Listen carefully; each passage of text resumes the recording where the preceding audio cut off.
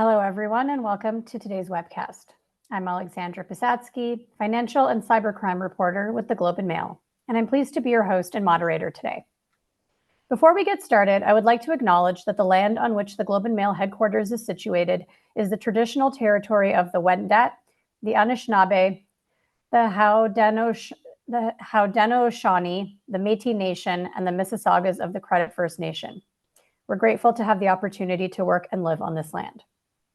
Over the next hour, we will talk about key impacts of new Canadian cybersecurity regulations and explore how businesses and the public can best prepare for these changes. We'll be looking into Bill C-26 and Ontario Bill 194.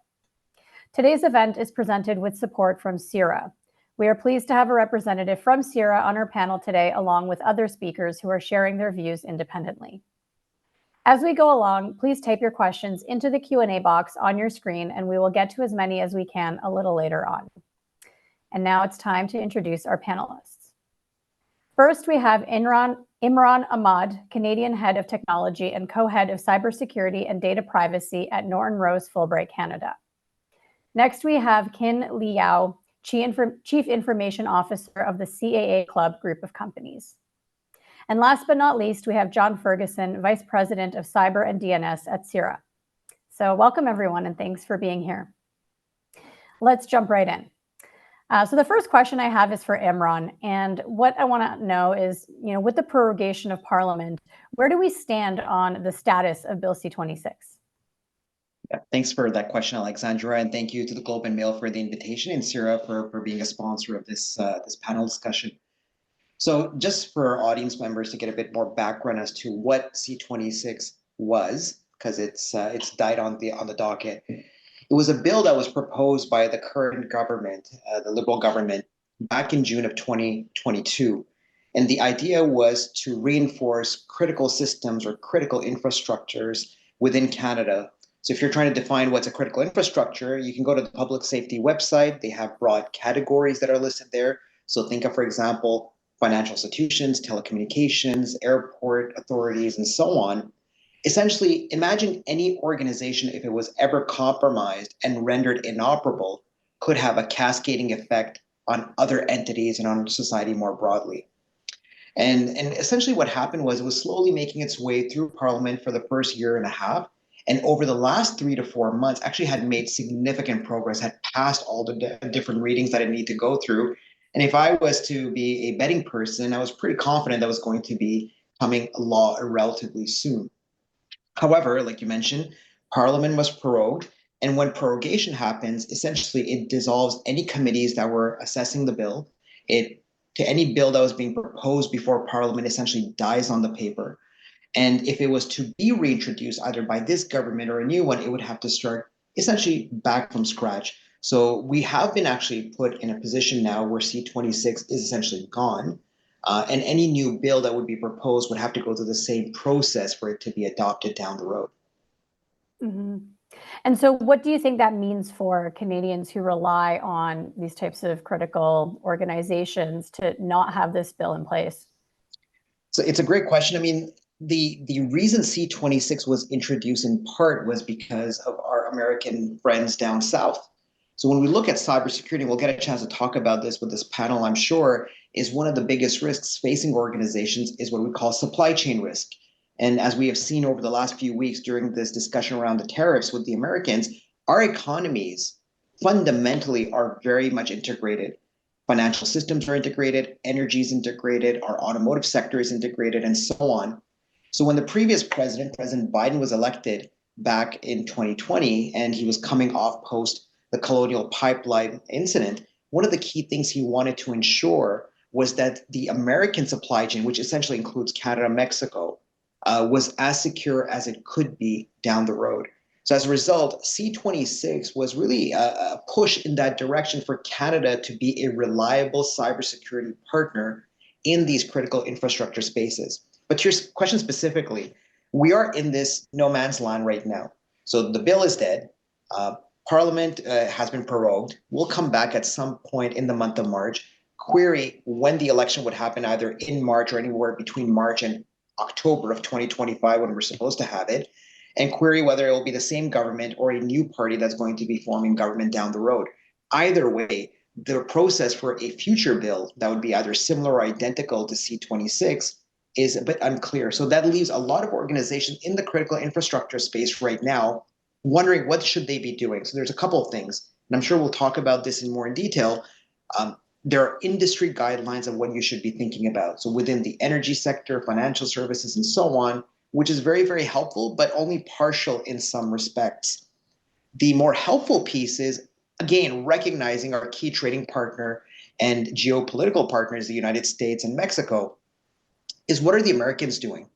And if you look at the Critical Infrastructure Security Agency, they have a ton of guidelines, and oddly enough, C26 actually adopted a lot of the same key foundational principles and concepts from CISA that was incorporated in C26. So one of the best ways to get ready or start getting ready in the absence of a formal piece of legislation is to look at what our American colleagues are doing and our Mexican friends are doing, and making sure that we try to track that with our own Canadian twist and making sure that it represents our specific needs here in Canada.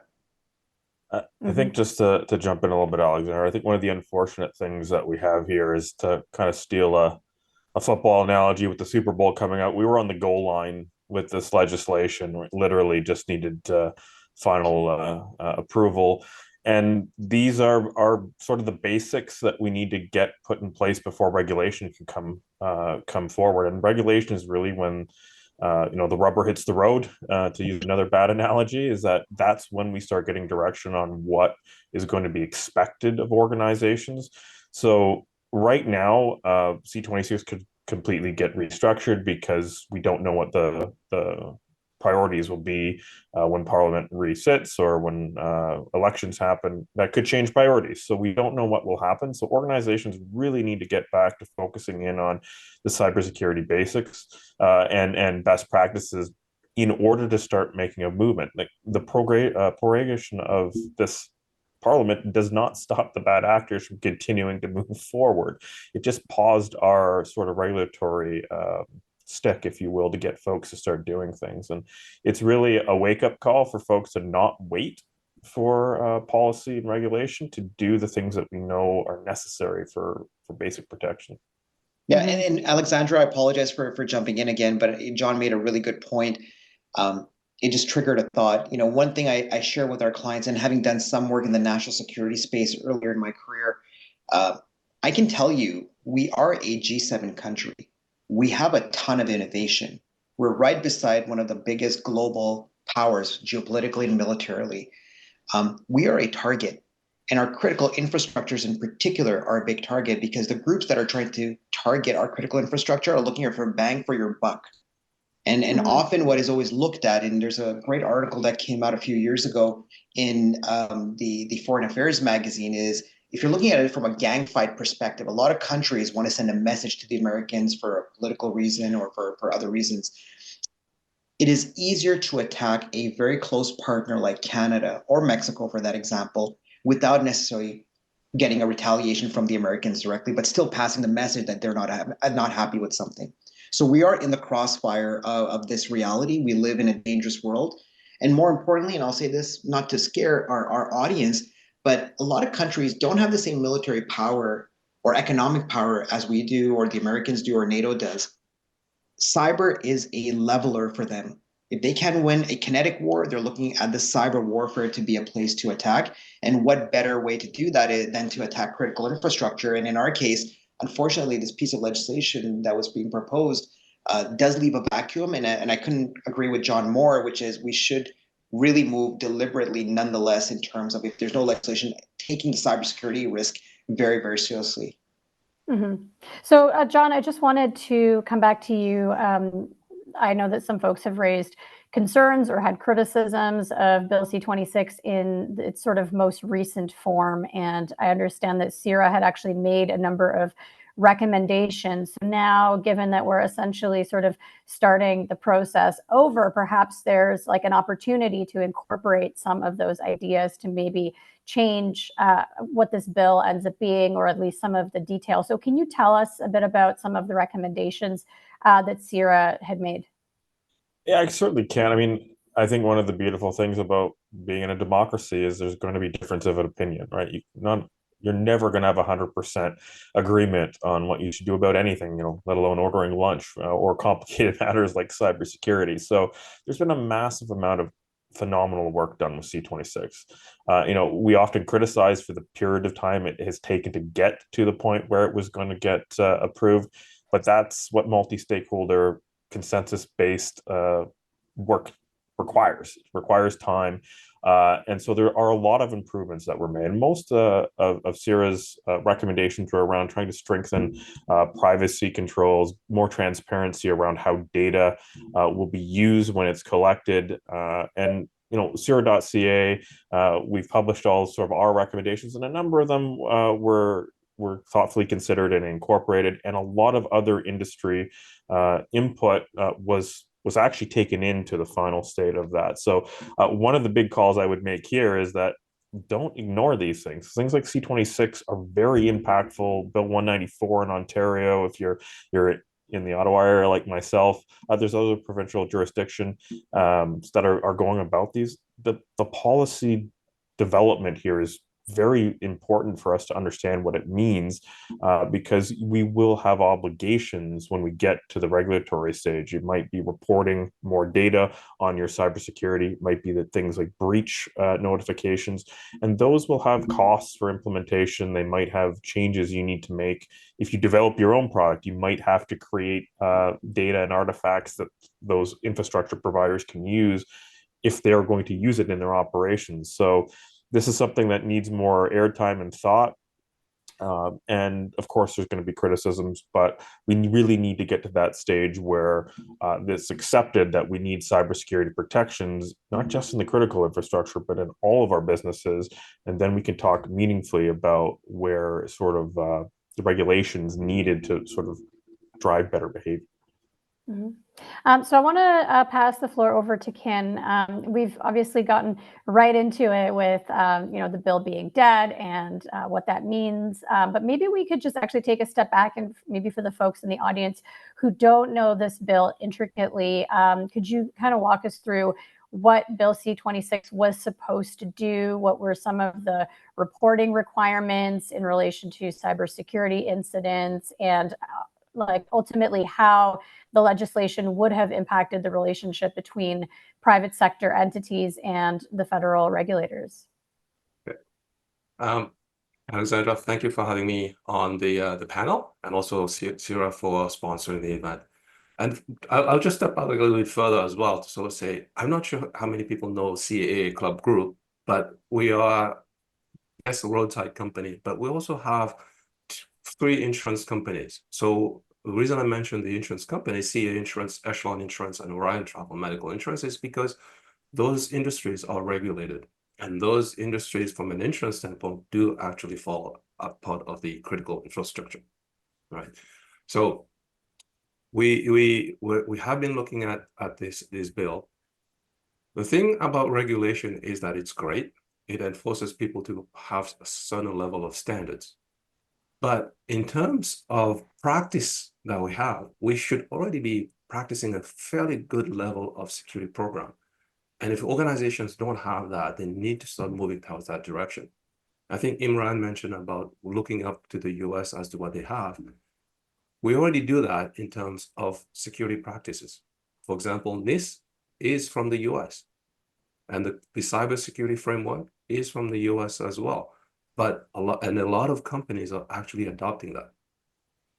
The piece about Bill C26 is also based on this this CSF 2.0. So those standards have to be put in place, irregardless of whether regulation has to happen or not.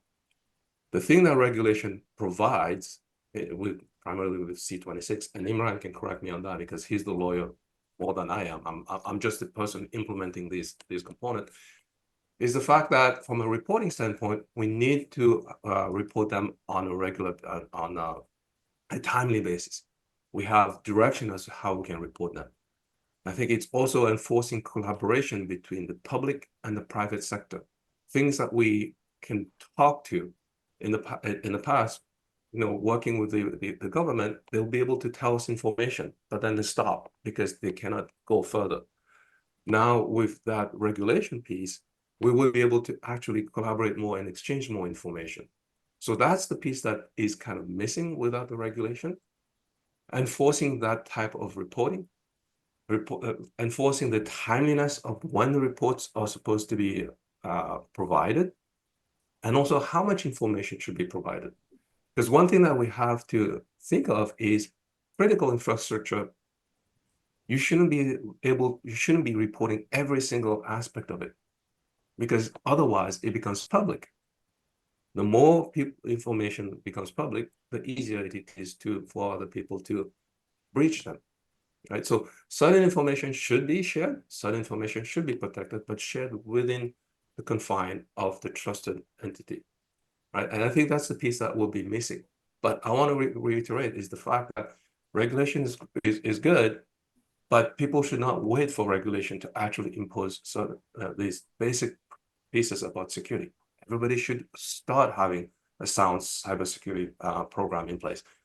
From a regulated industry, we have Bill OSFI Bill 13, B13, but these are things that we have to have in place to protect our customers, to protect the Canadians in that fashion as well. So hopefully I've been able to shed some light on that. And I'll say one more thing. From a CAA standpoint, the education of our Canadian public is important. And this is one of the reasons why we actually have, as part of our membership, we've created awareness program that is free for our members so that they can get better education on cybersecurity, primarily phishing. And to me, this is something that if we start having the regulation, it would be great to have a national program that educates Canadians on how to be aware of the cybersecurity program, how to be aware about phishing. Right now, everybody is trying to tell people what it is. And I think people are getting immune to the fact that, you know what, yeah, somebody's got breached again and it's okay, right? So, I think, Ken, you're talking about a lot of things that make a lot of sense to me when we talk about,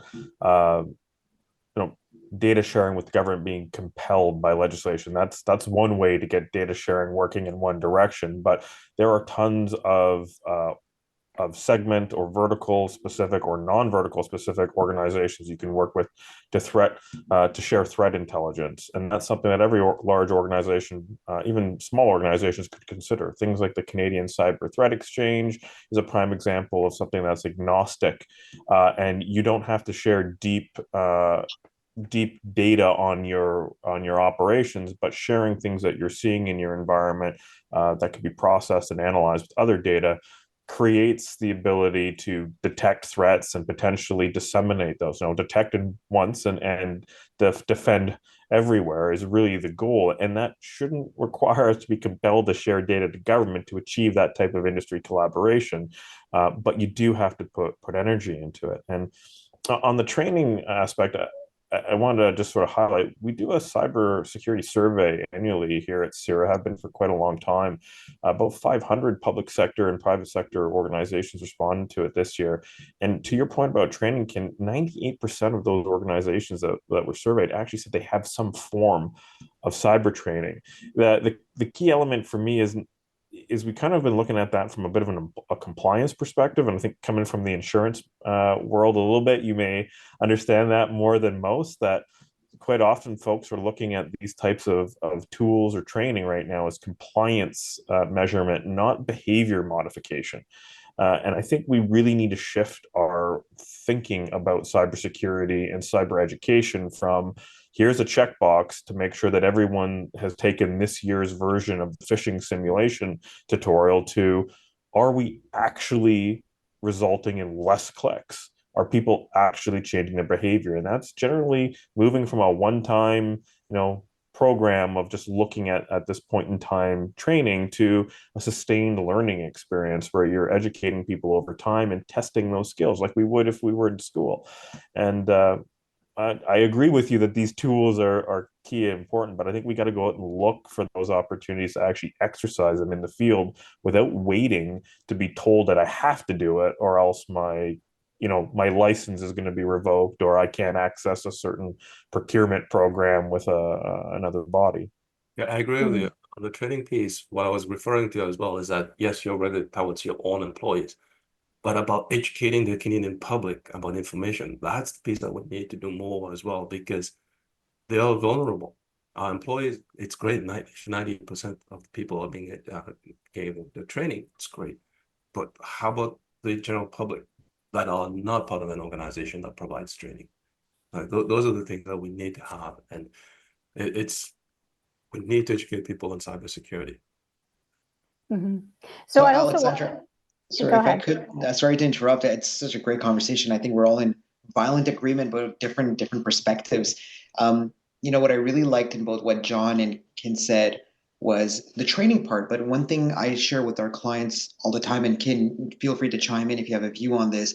A big chunk of his work is probably risk management and reporting up to leadership. The problem with cyber compared to any other risk is that it's move and then counter move. It's a dynamic risk. The techniques that were used 5 years ago by hackers, they still may be employed, but they change and they evolve. For the audience who's listening today who is less familiar with ransomware, candidly, 5 or 6 years ago, if you had a ransomware incident and you had a backup, you really didn't need to use a lawyer. You really weren't concerned about privacy law because all they did was they locked up the filing cabinet. So if you had a key to open your filing cabinet, you're in good shape. What they realized was they're not getting paid. So they changed their tactic. They said, well, before I lock up the filing cabinet, let me see if I can steal a couple of files or make copies. And boom, this group called Maze shows up in 2020 and they're starting to get paid, not because they've got the decryptor, but because they have data that clients are afraid of. So the point in cyber risk is it's move, counter move. We hear a lot about these trainings and it's great. I commend companies who do training. But the ones who are the most cutting edge are the ones who are evolving with the type of risks that are coming out more and more. So that's one comment I wanted to make. The other comment that sort of got me going when John was speaking in particular was really helpful, his comment. We're a bit behind. Like, even if this law doesn't pass, which it won't at this stage, there's been a gap for many, many years. So we've been sort of piecemealing it with local initiatives, industry initiatives. I think Kin mentioned OSFI as well. That's all great. But we need to look at what our allies are doing around the world, not just the US, but look at Australia, look at the UK. Australia has a cybersecurity czar, a concept which is not a bad idea because public safety can't take care of everything. Cyber is very unique, just like FinTrack has been sourced out for financial crimes. There may be an argument here to be made for cyber crime as well. So I think we'll get a chance to explore that a bit more, but this is such a unique risk that organizations face that we have to have different approaches looking at it.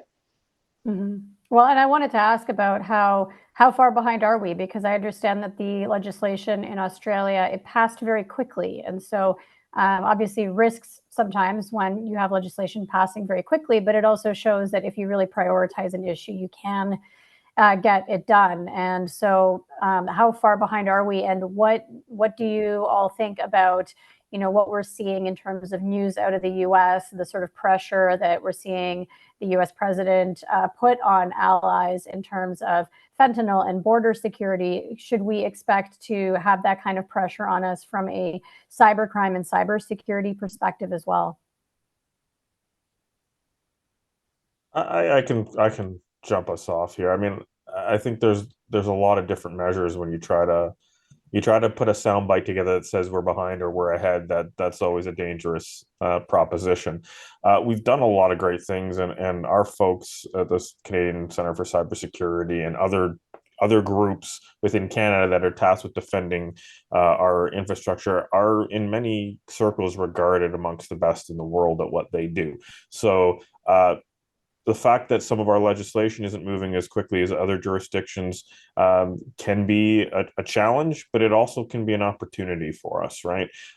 First mover often trips over unknown obstacles. We have an opportunity to learn from those allies, learn from what's worked and what hasn't, and then make less perhaps missteps or have a better, more robust plan as we go forward. So I think what we are doing when you go in and you compel organizations to do things, you need to make sure that's well thought out, that's well designed, and that can be implemented. And I think that's where we got to focus. I will always focus people in on what can you do to make yourself stronger, and that should be where that focus lies. And the legislation and the regulation, I'm sure, is going to take us there. But there's nothing stopping, in leaders in organizations who look to some of those or other jurisdictions to say, that's what they've put in place. My peers in that jurisdiction have done X, Y, and Z. We're probably going to get something like that in Canada, based on what we're seeing with our own regulations. So let me learn from what others have done, solicit that feedback, and start working on the problem. Because, if we get after this, a lot of the legislation may not have to come in order for us to have the positive impacts that it's trying to create. I think, if I may, Alexandra, we can't have a blanket approach. So we need to know what kind of threats we're facing. And if I had to put it in three broad categories, you have hackers who are trying to do it for financial gain. So cyber crime for financial gain is one.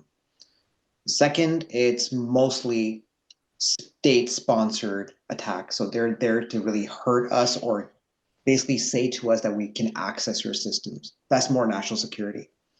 And the third one we see is everything related to corporate espionage, which we haven't talked a ton about just yet, but we are a very advanced and innovative country in the global stage. People do target us to steal our intellectual property, which we spend a ton of money on R&D. Tons of cases historically we can probably touch on as well where that's happened. So if you look at those three things, where do we need to invest and where do we need to have structures? And if you look at the US, for example, and again, I'm just using it as an example for illustration purposes, they have Cyber Command. They have the Department of Homeland Security. They have other FBI and other agencies, national security agencies, that can intervene much more to support organizations compared to what we see necessarily here in Canada. I'll give you an example of a situation one of our clients had. They get a phone call from Cybersecurity Center or from RCMP saying, we believe you may have been compromised. You may want to get ready. You may want to make sure you're as secure as you can be. So the client, who's a Canadian company in the private sector, wants to do the right thing. Pick up the phone, they call me. We get on a call with law enforcement. They said, we can't tell you anything more because we are completely dependent for some of this information from our Five allies, because Canada does not have overt beyond our territories to go out into other countries and collect this information. So we're dependent on multilateral agreements and third-party information. So that private company, essentially, although government helped to let them know that they may be on a target list or about to be attacked or have been compromised, really doesn't have much more support beyond that. So I think there are some minimum structures we need to have in the country for that kind of coordinated support. Look, even 5 years ago in the budget was the first time where there was money allocated to coordinate between the federal, provincial, and municipal law enforcement agency level, which created essentially NC3. So I think there are some things definitively where we can learn, like John said, from our colleagues around the world. Australia is one, UK is another, the US, and many others as well, by the way. But I do believe there's a lot to be done in this space, especially when you look at those three categories of risks that we're facing. And Inran, I think you just put out an acronym right out there that more business leaders need to understand. Create a business continuity plan. Make sure that you know who you're calling when something goes wrong. The RCMP and NC3, CCCS. To your point, frequently people maybe make the call to their lawyer first, and that may not be the best step if you're trying to facilitate data sharing and remediation. I won't take that personally, John. That's okay. It's not a shot at you. The question always becomes, when you get into these breach or ransomware situations, you're trying to protect data, you're trying to protect reputation, and ultimately you should also be trying to protect your peers in your community. Because if I'm a technology company, if I'm a bank, if I'm a university, you can be certain that if they're attacking you, they're attacking your peers.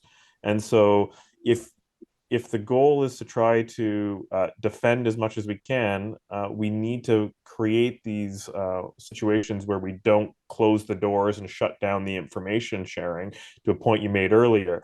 And so quite often, the playbook maybe that we're running isn't one right now that's designed to get that information into others' hands quickly. It's in many cases designed to try to reduce internal perceived risk. And I think there's a lot of ways that we can reduce that risk to, perhaps it's maybe a perceptual risk more than it is a structural one that we've equated it to be historically. And do you think that, just to tap on that, we do have good infrastructure in Canada from a security standpoint? We do have good sources of information. The CSC actually provides a lot of information for people to utilize, structures. Question is, how many people actually know that they can utilize it, and how much collaboration can they actually get, right? Those are the pieces. Like there's a lot of, and it's free, of information that is available there. And that organization needs to be aware of it and utilize it. Like Imran, your point about, okay, I've alerted you, somebody's bringing it to your house, but I can't really help tell you more than that. That's doesn't make any sense, right? But today it is being blocked because of more sensitive information. But we need to be able to break that. So say, this is how you can get help. Here's the next step. I'm going to be able to, these are the hackers, watch out for this, watch out for that. So this is a piece where regulation will help. But in the meantime, we should still be able to work through a network to actually garner more information and support from each other as well. We've been very focused on Bill C-26, but I wanted to see if we could maybe shift the conversation for a moment to Bill 194, which was not killed by the prorogation of Parliament. So maybe, John, could you tell us a bit about that bill? I believe that's the Ontario legislation, and so maybe just walk us through what that entails. That's right. Not only that it wasn't killed, it actually has received assent. So it is gone into to law, and it will go to sort of regulatory planning and design soon. So, 194 introduces several cybersecurity and privacy related requirements, as well as artificial intelligence requirements across the public sector, and that includes municipalities, and so there's many jurisdictions, healthcare, school boards, and there's actually very specific carve-outs for when you're handling student information or minor data around minors. So it is very important legislation that's come through. The requirements on the regulatory process are still ongoing. So it's time to get in there and be advocates for where you see things need to happen. My specialty is more and focus is cybersecurity, so I'll leave the AI portion of the bill to the experts in that space. But really, where this is going on the cybersecurity side is focusing in on sort of cybersecurity programs, cybersecurity awareness training. We touched on it a little bit, and incident response planning. So, do organizations have a business continuity plan? Do they know what to do, who to call, how they recover those systems? I think there's really a lot of a focus on establishing the basics across the board. And perhaps most importantly, it compels breach reporting.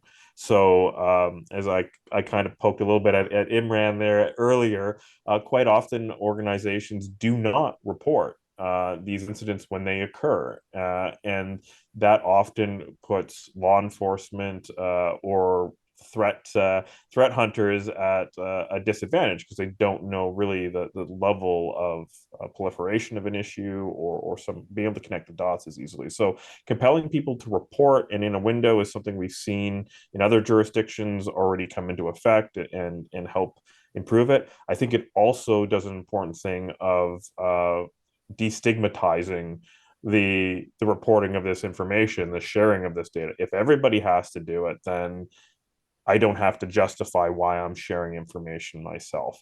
And getting us over that hump, I think, is really, really critically important. The communities that I get to work in within CIRA that have kind of agreed to share data together, I've seen them make major leap forwards in their ability to defend as a community. And I think that Bill 194 compelling folks to report on these issues are going to give us much better statistics, visibility, and ability to identify, compromises and indicators of those compromises, which ultimately help us better defend.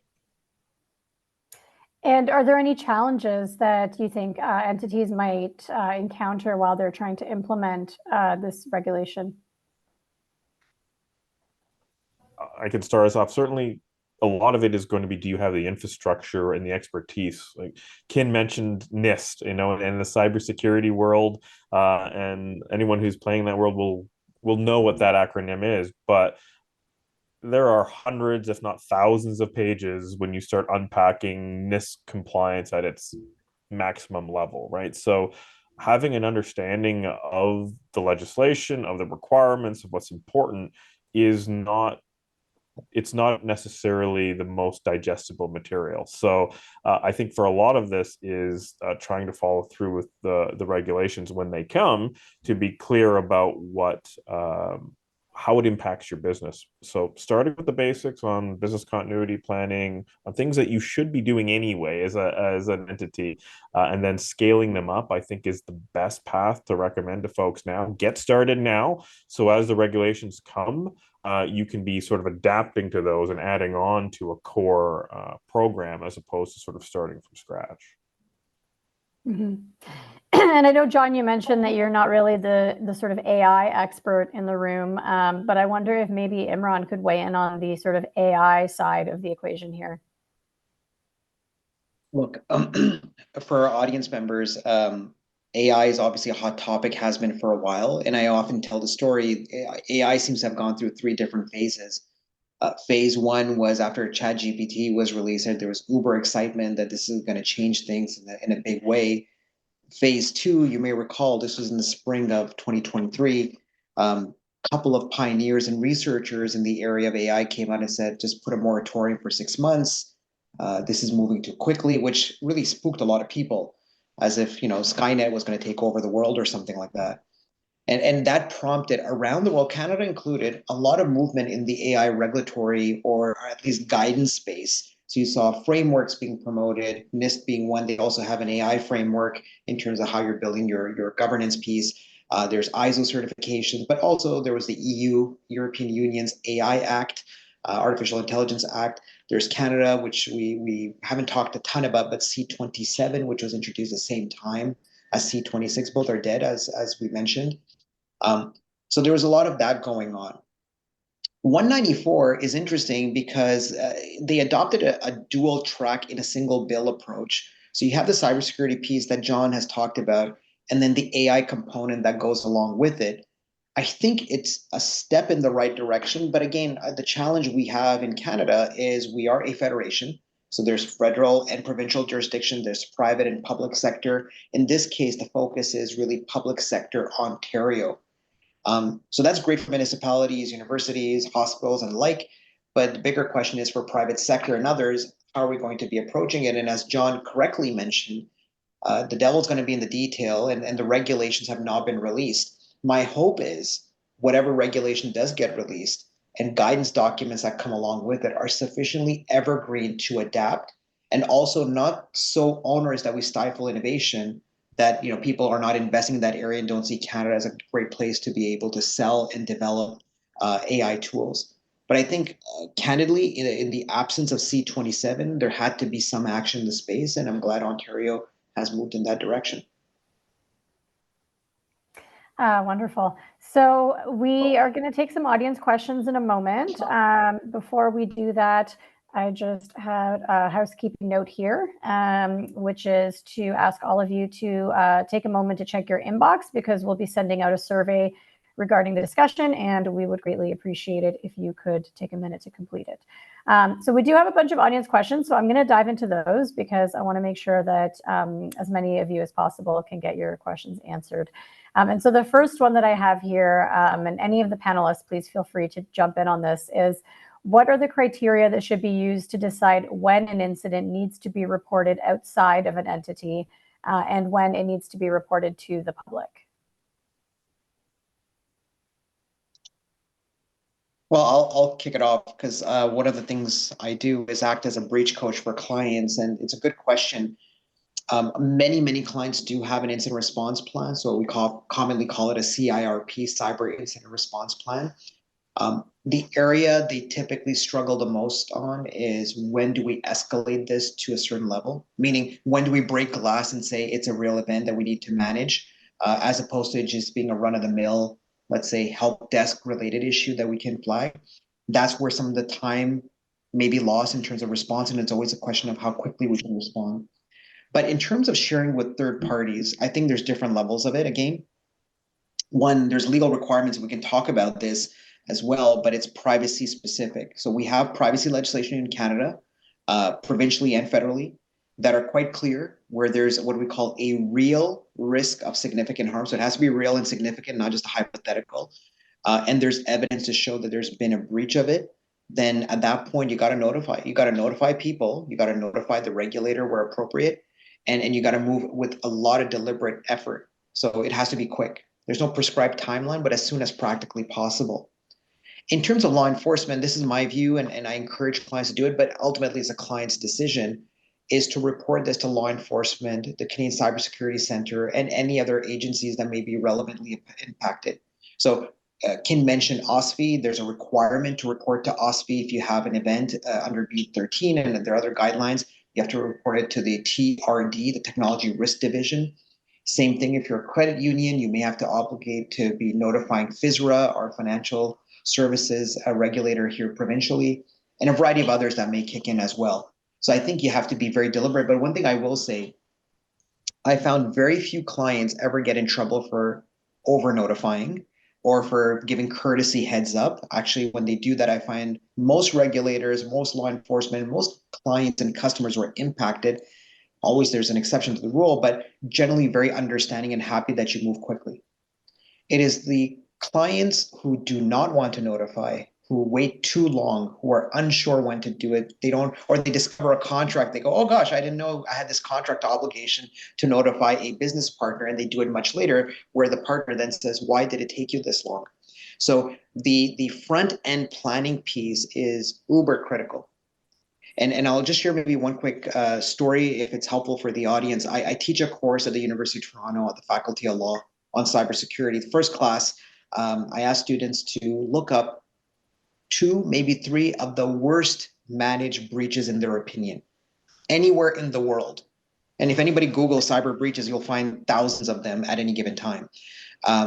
And it always comes back to the same company. So when you ask them the question, why did you feel it wasn't well managed? It's always the same 2 or 3 things that come up. The company seemed to have been down for a very long time. We understand they may have been impacted for 1, 2, 3, 4 days, but being down for months is abnormal. So even the average person can see that piece. The second part is we felt that they weren't communicating or had to change their communication over and over again to correct facts, which means you don't have a handle and a control over the situation. And the third piece that came up, and I think this one you have to take with a grain of salt, is regulators seem to be investigating and there's some class action that ensued. And I say with a grain of salt because it all depends on the facts of the case. But if there's smoke, there's probably a fire, sort of how the thinking went on that. So those 3 things come up. So you want to respond quickly, you want to respond efficiently, you have to prepare for it ahead of time. But when you see those indicators, a lot of questions are asked, were you ready for this or not? Mm-hmm. I think just to get back to the point that you touched on earlier, Imran, do not leave yourself in a position to have to make these decisions in the moment. Right. Tabletop exercises, incident planning ahead of time. What is our policy if we get hit by a ransomware attack? Hopefully the policy is not to pay because we don't want bad guys to have a business. But make those decisions, make those plans, document them, test them so you know your own sensitivities. To Imran's point, know your contract obligations, know your membership obligations if you're part of an association or professional designation. If you have all that information at hand, then the decisions become much easier and it takes a lot of the emotional stress out of it that can often lead to burnout or problems for the organization. So make it an exercise you take care of before a breach happens or an incident happens. Mm-hmm. I don't know if any of you will know the answer to this one, but it's a very good question. As governments at various levels control a great deal of critical infrastructure, what are they doing internally to safeguard and deal with cyber threats, targets such as water treatment, power, etc.? That's a very wide-ranging question because every jurisdiction and region is going to have a slightly different answer. Yeah, and given that none of you specifically work within government, you may not be privy to some of those details. But yes? Sorry, leave it to the lawyer to always talk and interrupt. But I think I want to pick up on a few points that Kin mentioned that are related to this. First of all, there are some good experts out there in government who are really making a difference. I think there's a general desire. Look at the government of Ontario, for example, provincially. They offer a cybersecurity quick task force that can be deployed when you have an incident. Same thing in British Columbia. They have a variety of resources. In the healthcare sector in particular, there is a sharing of what we call indicators of compromise in real time because the broader stability of the healthcare system is critical.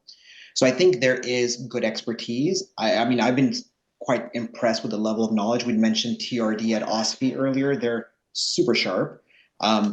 Obviously, sometimes a battle of the experts in terms of what's the best way forward because each case is unique and we can debate that separately. But by and large, I think there is a big focus on it. Now, in terms of water supply or other pieces, that, John, is actually correct. It could be a combination of government or a combination of government and private sector as well, depending on which province you're in. So it really varies, but by and large, I think people are quite alive to the risks. Remember, these organizations, public or private sector, doesn't matter. They have boards of directors. They have fiduciary obligation to the risk management, including cyber for these utilities or otherwise. And as a result, you want to make sure that they're mitigating any risk, and they do invest the time and effort. The challenge is, how do you stay at the bleeding edge of cyber threats and mitigation when you may have financial limitations on what you can do? Mm-hmm. There's also a question here about what are the best government and cyber expert approved online e-learning courses for best cybersecurity practices, policies, and procedures for small businesses?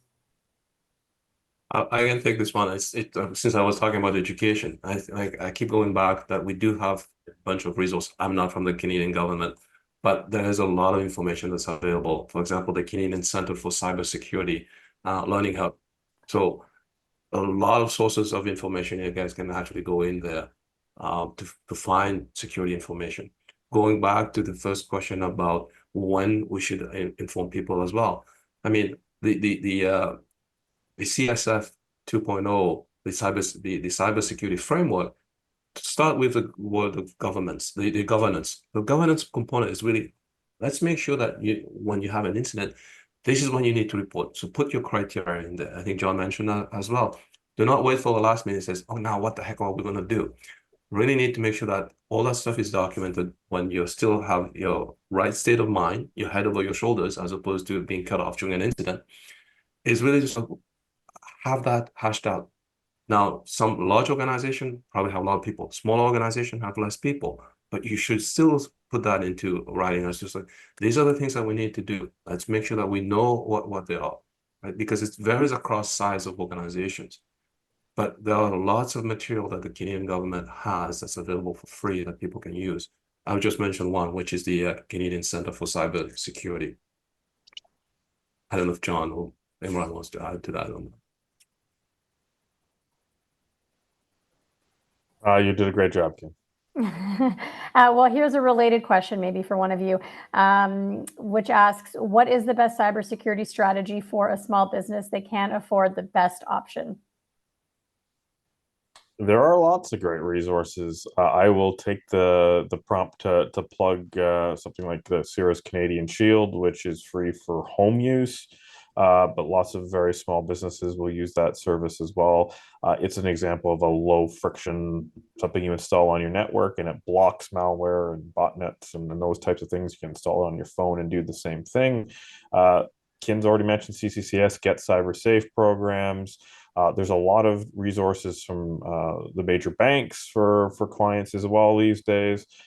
So a lot of it is just sort of taking on some of those basics, password management. Most of the things that are still causing breaches are credential stealing. So weak passwords lead to account takeovers, lead to system access, unpatched software. So run your updates. that little naggy red dot for your update is important. Do it, and that doesn't matter if it's software or hardware. You want to do all of those things, and obviously, I think Imran mentioned earlier, backups and recovery. Keep your data somewhere so that you have a copy of it. If you can't recover one system, you can maybe bring it back up somewhere else. A lot of those things are well documented, easy tools to do those things, and they will mitigate a large swath of potential risk. So you've kind of touched on this already, John, but I wonder if the others want to chime in. There's a question here that asks, practically speaking, what behaviors lead to cybersecurity negligence? Is there anything else? I would jump on that. I would say the first thing is complacency. People think they got everything and they're just like, okay, ignore it. John mentioned about not patching. It's like, okay, well, it's not going to happen to us. It's going to happen to the other person. And I think people need to look at it and says, it will happen to us if we don't do the right thing. We should always be checking. We should always be verifying and not assume that somebody has done it, that we have all the protection. Because at the end of the day, security, all it takes is one event and you're done, right? People who are protecting it has to constantly protect multiple aspects. But from a breach standpoint, from an attack standpoint, all they need to do is just breach it once, and you're done, right? And people, the concept of cybersecurity breach, hacking, and all that stuff goes back to a very basic thing. It's about conning, about trying to get something from somebody else. How do I steal the information? How do I convince somebody to give me something else, right? So those are things that's always going to keep happening as long as people want something else from the other person. So the key aspect really is complacency. People say, yeah, it's not going to happen to us as well. I'm used to it. It's okay. It's not okay. It's always changing.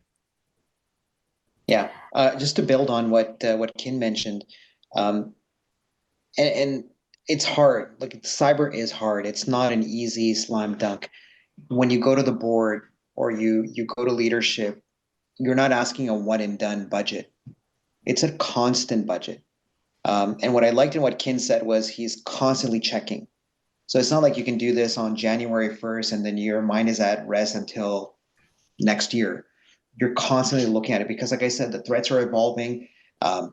Small things like patching policy. It may sound pretty obvious, company X that you have a software from has issued a patch. Well, how quickly you're going to roll that out? How is it going to be done? Where's the alert going? In some cases, for smaller and medium-sized businesses, it's always tricky because that's what our backbone of our economy is. Like, well, I don't know if I can afford to have 2, 3, 4, or more IT professionals within my organization. I will outsource this to a third party who can deal with it. Well, that's fine, and I encourage that.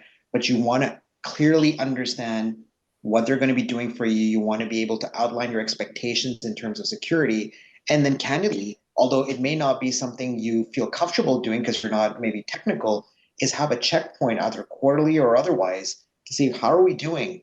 Are my systems being attacked? The password piece is a great one. People change their password once and they're happy with it until something goes wrong. Well, that should be done on a regular basis. Even having a simple thing like a password policy in terms of complexity, duration, and so on are things that a third party can help you with, but you got to talk it through with them. Mm-hmm. This is a question probably for Imran as the lawyer in the room.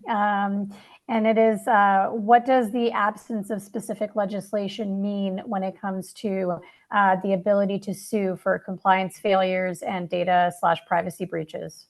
Right. So when we're looking at liability, and I think that's what the crux of the question is, you're going to be judged on how you respond. Recognize that at the end of the day, you are also a victim of a cyber crime. And so there's 3 types of potential courses a third party can take against an organization. So one would be a class action. Typically for a class action, a large population has to be impacted and they have to believe that you did not do something you should have done. So as a general proposition, when it comes to cybersecurity, the standard is not perfection. It is reasonable efforts. Given the type of information you had, given the type of business or operations you're engaged in, are you employing commensurate protections and resources to secure that data or your environment? So class action would be one. The second one would be what we call sort of a direct litigation. So let's say an individual feels very strongly about it. They're not part of a class. And when I say individual, it could be a corporate entity too. they feel you were negligent or had shown some level of negligence in how you secured your environment, they'll go to court and say you should have because my damages are significant as a result of your breach. The third one is what we call sort of regulatory investigation. So it could be, for example, the Office of the Privacy Commissioner that initiates an investigation, or it could be a regulatory agency like OSPI and so on. And what they're going to be looking at, were you as an organization subject to their legislation or their guidance negligent? Had you not done certain things? And negligence is a big word, and the standard is very, very high to meet that negligence piece. That's going to be difficult to demonstrate, but they have the ability to ask you questions, compel you to produce documents, and those investigations can in some cases take months or years. So there are ways to figure that piece out, but we're trying to hone in on specifically in those cases, was there something that occurred that you should have been doing that you did not do? And then what was the priority or criticality of it? Does it meet the standard of negligence potentially, or something that you should have been doing in terms of cybersecurity readiness or not?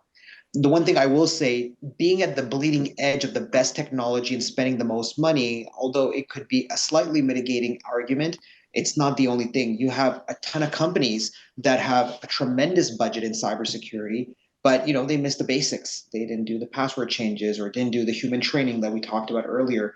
So it's all of that together that you want to look at when you're looking at, is your posture good and are you doing everything to mitigate? Last point, I know I'm going on and on, is the ability to communicate.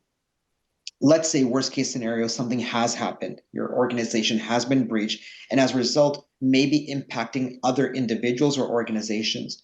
You want to communicate and be very deliberate in the advice you give to them and say, look, this has happened. You may want to make sure that you're checking your bank accounts, that you're making sure that you're diligent for any transactions, that you're also making sure your environment is as secure as it can be because we're potentially connected. So there's a variety of things you want to make sure you're communicating early on and not just hunkering down and having a bunker mentality in it.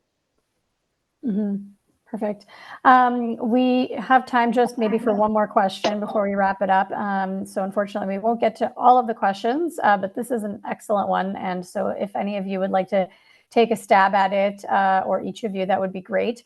And the question is, what does the panel think of Bill 194? Specifically, what can the federal government learn from the provincial level before passing a C-26-like bill in the future?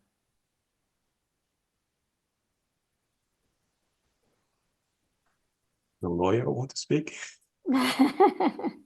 Well, I mean, I'll just make a general comment. I'll let others chime in. I think both John and Kin alluded to this.